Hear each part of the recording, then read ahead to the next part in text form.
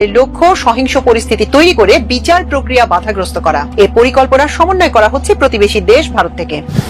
আমরা সেখান থেকে চলে আসবো। সেনাবাহিনী ব্যারাকে ফিরে যাবে, তবে দেশে গেল 15 মাস যদি সেনাবাহিনী না থাকতো তবে পরিস্থিতি কি হতো, এমন প্রশ্ন রেখে গেছে সেনা সদর। কারাগারের দেয়ালের ওপারে কাটছে দিন, তবুও তাদের নাম এখনো সরকারি নথিতে চলমান চাকরিজীবী। গুম, খুন ও মানবতা বিরোধী অপরাধের অভিযোগে আটক সেই সেনা কর্মকর্তাদের বিষয়ে প্রশ্ন উঠছে, শাস্তি প্রক্রিয়া চললেও কেন এখনো তাদের চাকরি বহাল রয়েছে। আসসালামু আলাইকুম দর্শক, আগামী 13 নভেম্বর সারা দেশে লকডাউন কর্মসূচির ঘোষণা দিয়েছে আওয়ামী লীগ। এক ঘোষণা পাওয়ার পরেও কেন সেনা সদস্যদের ক্যান্টনমেন্টে ফিরিয়ে নিয়েছে ওয়াকারুজ্জামান, এতে কিন্তু বোঝার আর বাকি থাকে না। ওয়াকারুজ্জামান ভয়ঙ্কর এক পরিকল্পনা করছে। ভারতের সাহায্যে আবারও একটি পাল্টা অভ্যুত্থান ঘটানোর পরিকল্পনা চলছে। যে সকল সেনা কর্মকর্তারা আটক হয়ে ক্যান্টনমেন্টের কারাগারে আছেন তাদের বেতন দেওয়া হচ্ছে, এমনকি তাদের চাকরিও রয়েছে। দর্শক, বিস্তারিত দেখতে পারবেন এই ভিডিওতে, তাই 1 সেকেন্ডও না টেনে পুরো ভিডিওটি দেখবেন। চ্যানেলে নতুন হলে সাবস্ক্রাইব করে রাখবেন পরবর্তী আপডেট পাওয়ার জন্য। একটি লাইক করে দেখতে থাকুন সম্পূর্ণ ভিডিওটি। দেশে গেল 15 মাস যদি সেনাবাহিনী না থাকতো তবে পরিস্থিতি কি হতো, এমন প্রশ্ন রেখে গেছে সেনা সদর। মানুষকে বুঝতে হবে যে এগুলো করে আমাদের নিজেদেরই ক্ষতি। মাঠ পর্যায় থেকে 50% সেনা সদস্য প্রত্যাহারের বিষয়ে এরই মধ্যে সরকারি নির্দেশনা পাওয়ার কথা জানিয়েছে সেনাবাহিনী। এদিকে সীমান্তের বাইরে থেকে রাজধানী সহ দেশের বিভিন্ন জায়গায় অস্ত্র প্রবেশ করায় উদ্বেগ প্রকাশ করেছে সেনা সদর। বলেছে এরই মধ্যে বিপুল পরিমাণে অস্ত্র আর গোলাবারুদ উদ্ধার করা হয়েছে। তবে নির্বাচনের আগে সেনাবাহিনীর বিশেষ ক্ষমতা কেড়ে নেওয়া হতে পারে এমন গুঞ্জন উঠছে। 15 মাস ধরে ব্যারাকের বাইরে রয়েছে সেনাবাহিনী। নির্বাচনের পর যদি মাঠে থাকতে হয় তাহলে সেনাবাহিনীর প্রশিক্ষণ কার্যক্রমে ব্যাঘাত ঘটবে, এমনটাই জানালো সেনা সদর দপ্তর।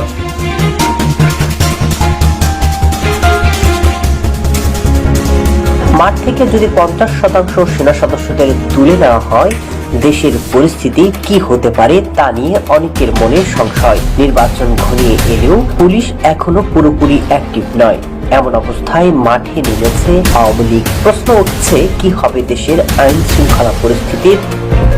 ক্ষমতাচ্যুত প্রধানমন্ত্রী শেখ হাসিনার বিরুদ্ধে আন্তর্জাতিক অপরাধ ট্রাইব্যুনালে করা গণহত্যা মামলার রায় কবে হবে তা জানা যাবে 13 নভেম্বর। ওই দিনকে কেন্দ্র করে বড় ধরনের নাশকতা ও বিশৃঙ্খলার নীল নকশা এঁকেছে তার দল কার্যক্রম নিষিদ্ধ আওয়ামী লীগ। তাদের লক্ষ্য সহিংস পরিস্থিতি তৈরি করে বিচার প্রক্রিয়া বাধাগ্রস্ত করা। এই পরিকল্পনা সমন্বয় করা হচ্ছে প্রতিবেশী দেশ ভারত থেকে।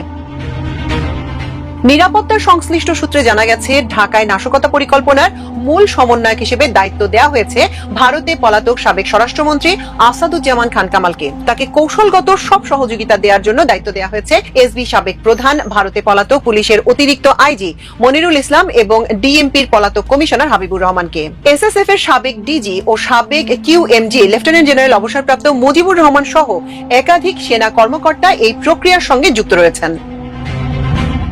সূত্র আরো জানায় তাদের সঙ্গে সমন্বয় করে ঢাকায় অস্থিরতা তৈরির মিশন বাস্তবায়নের প্রস্তুতি নিচ্ছে পলাতক সাবেক ছাত্রলীগ সভাপতি লিয়াকত শিকদার, গাজীপুরের সাবেক মেয়র জাহাঙ্গীর আলম এবং যুবলীগ নেতা ইসমাইল চৌধুরী সম্রাট ওরফে ক্যাসিনো সম্রাট। এর লক্ষ্যে দেশের প্রত্যন্ত অঞ্চল থেকে বাছাইকৃত নেতাকর্মীদের ঢাকায় আনা হচ্ছে।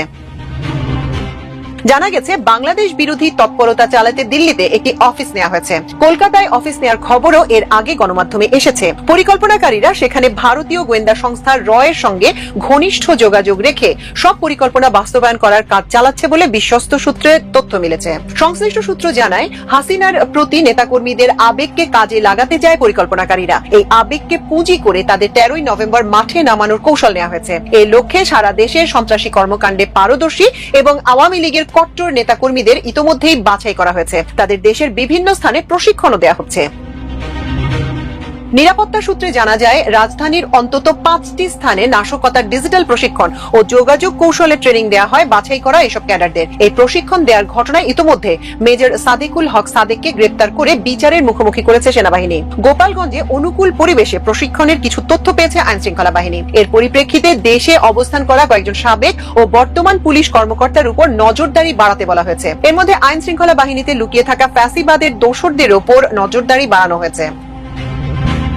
আইন শৃঙ্খলা বাহিনীর সদস্যদের সঙ্গে কথা বলে জানা যায়, নাশকতায় আওয়ামী লীগ অবৈধ অস্ত্র ব্যবহারের ভয়ঙ্কর পরিকল্পনা করছে। গত মাসে ঢাকায় বিমানবন্দর রেল স্টেশন এলাকায় অস্ত্রের একটি চালান আটক করে সেনাবাহিনীর স্বতন্ত্র 46 ব্রিগেড। আশঙ্কা করা হচ্ছে এমন আরো 4টি অস্ত্রের চালান দেশে ঢুকতে পারে। পাশাপাশি 2024 সালের 5 আগস্ট দেশের বিভিন্ন থানা, পুলিশ ফাঁড়ি ও পুলিশ লাইন্স থেকে খোয়া যাওয়া অস্ত্রগুলো ব্যবহার হতে পারে বলেও আশঙ্কা করা হচ্ছে। এমনকি আওয়ামী আমলে দলীয় বিবেচনায় মুজিববাদীদের যেসব অস্ত্রের লাইসেন্স দেওয়া হয়েছে সেগুলো এখনো জমা দেওয়া হয়নি, সেগুলো ব্যবহার নিয়েও শঙ্কা উড়িয়ে দেওয়া যাচ্ছে না। অন্তর্বর্তী সরকার লাইসেন্স করা অস্ত্রগুলো জমা দেওয়ার নির্দেশনা জারি করে, কিন্তু সর্বশেষ জানা গেছে সব অস্ত্র জমা পড়েনি। নিরাপত্তা সূত্র জানায় 13ই নভেম্বর ঘিরে মহাসড়ক অচল করে দেওয়ার পরিকল্পনা রয়েছে আওয়ামী লীগের। এক্ষেত্রে গাজীপুর চৌরাস্তা থেকে উত্তরা পর্যন্ত মহাসড়কের দায়িত্ব দেওয়া হয়েছে সাবেক মেয়র জাহাঙ্গীর আলমকে। কাঁচপুর থেকে যাত্রাবাড়ি পর্যন্ত অবরোধ করার দায়িত্ব দেওয়া হয়েছে লিয়াকত শিকদারকে। ঢাকার ভেতরে অগ্নিসংযোগ ও সংঘর্ষ পরিকল্পনায় নিয়োজিত থাকছে সম্রাট। এদিন লক্ষাধিক লোকের সমাগম করার পরিকল্পনা নিয়ে এগোচ্ছে দলটি।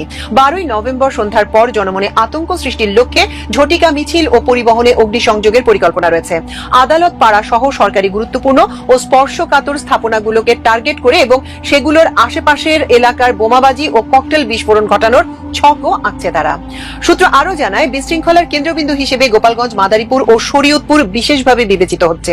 চলতি নভেম্বরের মধ্যেই হাসিনার গণহত্যার মামলার রায় ঘোষণা হতে পারে। রায় ঘোষণা হলে এই অঞ্চলে বিশাল শোডাউন ও আন্দোলন হবে, যাতে আন্তর্জাতিক ও দেশি মিডিয়ায় দ্রুত প্রতিক্রিয়া সৃষ্টি হয়। টার্গেট করা হয়েছে বিদেশি মিডিয়া ও সোশ্যাল মিডিয়ার মাধ্যমে ভিডিও এবং সংবাদ প্রচার করার। এসব সংবাদ ও ভিডিওকে পুঁজি করে ভারতীয় এজেন্সি। সম্মানিত দর্শক, সম্পূর্ণ ভিডিওটি দেখলেন, অবশ্যই বুঝতে পেরেছেন ভিডিওটি গুরুত্বপূর্ণ ছিল। দর্শক, ক্যান্টনমেন্টে যে একটি উত্তেজনা তৈরি হয়েছে বর্তমান সময়ে, সেটি হচ্ছে সেনাবাহিনীর যে সকল কর্মকর্তারা আটক হয়েছে, ক্যান্টনমেন্টের অস্থায়ী কারাগারে আছেন, তারা নিয়মিত বেতন পাচ্ছেন, এমনকি তাদের চাকরিও রয়েছে। এতে নয় অন্যান্য সেনা সদস্যরা এবি রয়েছেন। কেননা যে সকল সেনা কর্মকর্তাদের বিচার শুরু হয়েছে, তারা কেন বেতন পাবে? দর্শক, অন্যদিকে আপনারা দেখেছেন সেনাবাহিনীকে সরিয়ে নেওয়া হয়েছে, ক্যান্টনমেন্টের ভিতরে নেওয়া হয়েছে সেনাবাহিনীর সদস্যদের। এরই মধ্যে কিন্তু আওয়ামী লীগ 13ই নভেম্বর বড় ধরনের কর্মসূচি ঘোষণা দিয়েছে। সারা দেশে লকডাউন কর্মসূচি পালন করবেন তারা। এই ঘটনার পর সেনাবাহিনীকে সরিয়ে নেওয়া হলো। এবার এতে বোঝা যাচ্ছে সেনাবাহিনীর সদস্যরা, এমনকি ওয়াকারুজ্জামান গভীর এক ষড়যন্ত্রের খেলা খেলছে। দর্শক, এই ভিডিওতে যে তথ্যগুলো আপনারা পেয়েছেন, এ বিষয়ে আপনাদের কি মতামত তা অবশ্যই কমেন্ট করে জানাবেন এবং পরবর্তী আপডেট ভিডিওগুলো সবার আগে পেতে চ্যানেলটিকে এখনই সাবস্ক্রাইব করে রাখুন। এই মুহূর্তে বিদায় নিচ্ছি, দেখা হবে পরবর্তী কোনো ভিডিওতে। সে পর্যন্ত ভালো থাকুন, সুস্থ থাকুন। আসসালামু আলাইকুম।